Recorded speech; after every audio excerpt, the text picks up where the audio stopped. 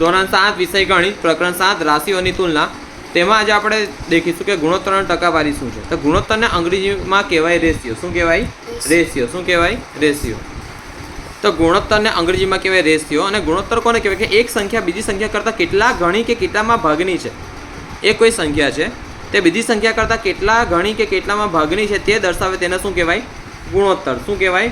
ગુણોત્તર। હવે ગુણોત્તરને ઉદાહરણ તરીકે આ રીતે લેવાય કે 5:3, 3:4, 7:2, 2:5, 3:5, 3:8 વગેરે વગેરે। બરાબર છે? વગેરે વગેરે। અને તમે ગુણોત્તરમાં કંઈ ધ્યાન આપો તો મેં એક વસ્તુ કીધું અહીં દર્શાવ્યું છે કે ગુણોત્તર ક્યારેય છેદી શકાય તેવા ફોર્મેટ ના હોય, મતલબ કે અતિ સંક્ષિપ્ત સ્વરૂપમાં હોય। ગુણોત્તર ક્યારેય આવો નહીં મળે તમને 18:9 આવો નહીં મળે। 9 દુ 18 સિમ્પલી તો 2:1 આવી રીતના જ ગુણોત્તર દર્શાવવાનું તમારે। બરાબર છે? એટલે ઠીક છે જવાબમાં તમે હોય પણ તમારે લખવાનું તો આ રીતે જ।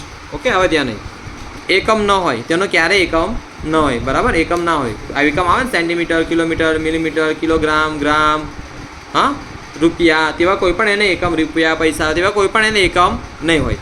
અતિ સંક્ષિપ્ત સ્વરૂપમાં હોય છે ને, અતિ સંક્ષિપ્ત સ્વરૂપમાં હોય એટલે કે છેદ બધા ઉડી ગયેલા હોય, છેદ બધા ઉડી ગયેલા તો આને કહેવાય ગુણોત્તર। અને શું કહેવાય? ગુણોત્તર। કે એક સંખ્યા બીજી સંખ્યા કરતાં કેટલા ગણી કે કેટલામાં ભાગની છે તે દર્શાવે તેને ગુણોત્તર કહેવાય। સમજ પડે છે? હવે ધ્યાન નહીં ટકાવારી અથવા પર્સેન્ટેજ। ટકાવારીને અંગ્રેજીમાં શું કહેવાય? પરસેન્ટેજ। સેન્ટ પછી એક શબ્દ છે સેન્ચુરી। સચિન તેંડુલકરે 100 સેન્ચુરીનો રેકોર્ડ બનાવ્યો। વિરાટ કોહલીએ આજે 72મી 71મી સેન્ચુરી મારી। આજે વિરાટ કોહલી આજે 73મી સેન્ચુરી મારી। તો સેન્ચુરી એટલે શું? સદી। શું બકા? સદી। તો સદી પરથી આપણને 100 યાદ આવે ઇઝીલી। પરસેન્ટેજ એટલે આપણે પર એટલે ક્યાં જાય? છેદમાં। નીચે મતલબ ક્યાં જાય? છેદમાં। તો કે આ ટકાવારી લેટિન શબ્દ પરસેન્ટમ પ્રતિ 100 પરથી ઉતરી આવ્યો છે। પ્રતિ 100, પ્રતિ એટલે છેદમાં નીચે જાય। તો 1% બરાબર 1/100। 1% બરાબર 1/100। અને વંચાય કેવનું? કે 100માંથી 1 અથવા કેટલામો ભાગ? 100મો ભાગ। કેટલામો ભાગ? 100મો ભાગ। 100માંથી 1 અથવા કેટલામો ભાગ? 100મો ભાગ। અથવા અને બીજું શું કહેવાય? શતાંશ। શું કહેવાય? શતાંશ। શું કહેવાય? શતાંશ। મિતાંશ નહીં લા, શતાંશ। શતાંશ 1/100 અથવા 100માંથી 1 અથવા 100મો ભાગ અથવા શતાંશ। સમજ પડે છે? ઓકે, હવે ધ્યાન નહીં હવે દશાંશ અપૂર્ણાંક અથવા નોર્મલ અપૂર્ણાંક હોય। બરાબર? તો દશાંશ અપૂર્ણાંક અથવા નોર્મલ અપૂર્ણાંક હોય તો તેને આપણે ટકામાં ફેરવો હોય તો 100 વડે શું કરવાનું? ગુણવાનું। 100 વડે શું કરવાનું? ગુણવાનું। જેમ કે અહીંયા આગળ છે આ અપૂર્ણાંક છે, ટકામાં ફેરવો તો કેટલા વડે ગુણો? 100 વડે। કેટલા વડે ગુણો? 100 વડે। હવે ટકાને તમારે અપૂર્ણાંકમાં ફેરવું હોય, ટકાને શામાં ફેરવવાનું હોય? અપૂર્ણાંકમાં। તો તેને કેટલા વડે ભાગશો? 100 વડે। ટકા છે અપૂર્ણાંકમાં ફેરવે છે તો કેટલા વડે ભાગશો? 100 વડે। આ ટ્રીક યાદ રાખવાની છે। જો અપૂર્ણાંક છે તેને તમે ટકામાં ફેરવો હોય તો કેટલા વડે ગુણવાનું? 100 વડે। અપૂર્ણાંક છે ટકામાં ફેરવો તો કેટલા વડે ગુણવાનું? 100 વડે। પણ ટકા છે તેને અપૂર્ણાંકમાં ફેરવો તો કેટલા વડે ભાગવાનું? 100 વડે। કેટલા વડે ભાગવાનું? 100 વડે। હવે હું તમને કહું છું સ્વાધ્યાય 7.1 નો એક દાખલો કહું છું।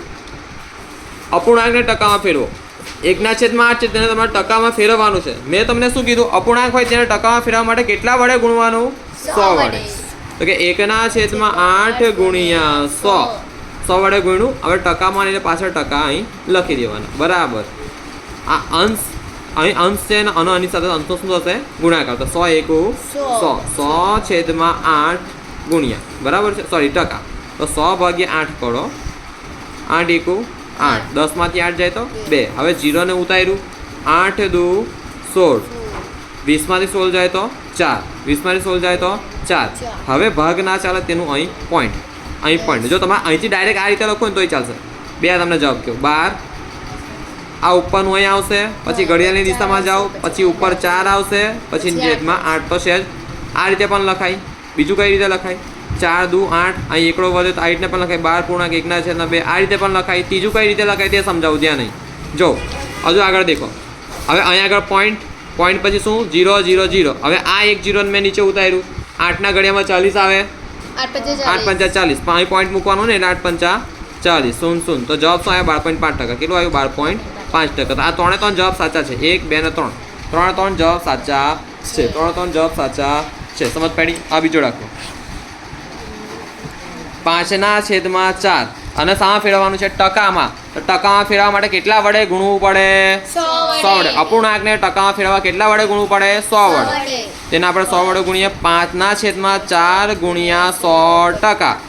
ચાલો, આપણને ખબર 25 નો ઘડી આવડતો હોય તો કે 25 ચોકું 100, 4 ગયા 4 ગયા. હવે આ વધ્યું શું? 5 ગુણ્યા 25, 25 પંચા 125. કેટલા? 125. તો પાસે ટકા છે એટલે આપણે ટકા લખીશું. કેટલા ટકા આવ્યા? 125. હવે સી 3/40 અને ટકામાં ફેરવો. 3/40 ગુણ્યા 100%. કેટલા ટકા? 100%. તો આ શૂન ગયું, આ શૂન ગયું, આ શૂન ગયું. જ્યાં નહીં. 2 દુ 4, 2 દુ 4, 2 પંચા 10. તો સિમ્પલ 2 દુ 4, 2 પંચા 10. 2 ગયા 2 ગયા. વધ્યું શું? 3 ગુણ્યા 5, 3 ગુણ્યા 5 છેદમાં 2%. 3 પંચા 15, 15 છેદમાં 2%. 15 છેદમાં 2%. ને જો આ જવાબ પણ સાચો છે. હજુ તમે આગળ કરો કે 15 છેદમાં 2. આ સાચો છે, ખોટો નથી. 2 સત્તા 14, 2 સત્તા 14, 15 છેદમાં 2, 2 સત્તા 14. બગડો વધ્યો છે ને આગળ, એટલે મેં બગડો લખ્યો છે. 2 સત્તા 14 વધશે 1, વધશે 1. તો હવે આ જવાબ પણ લખાય તમારે. જો અહીં કેટલા છે? અહીં કેટલા છે? અહીંથી ચાલુ કરવાનું. તો 7. અહીં લખો 7 પૂર્ણાંક. પછી કેટલા આવે છે? 1 ના છેદમાં 2 તો છે. તો આ જવાબ પણ લખાય, આ જવાબ પણ લખાય, આ જવાબ પણ લખાય. હવે ધ્યાન નહીં, હવે ધ્યાન નહીં. તમારે આને પોઈન્ટમાં લખવું છે તો આ રીતે લખી શકાશે. 15 છેદમાં 2, 2 સત્તા 14, 5માંથી 4 જાય તો 1, 1માંથી 1 જાય તો 0. હવે અહીં આગળ ભાગ ના ચાલે તેનું પોઈન્ટ. અહીં 0 0 0 ભાગ ના ચાલે તેનું પોઈન્ટ. હવે આ એક શૂન્ય નીચે ઉતાર્યો મેં. 2 પંચા 10, 10માંથી 10 જાય તો 0 0. સમજ પડી? તો અને એમ પણ લખાય 7.5%, 7.5%. આ સાચો, આ સાચો. દાખલો પૂરો. તમારે કોઈ પણ લખવું હોય તો લખી શકશો. બરાબર? તો આ રીતે કોઈ પણ જવાબ એનો આવી શકે.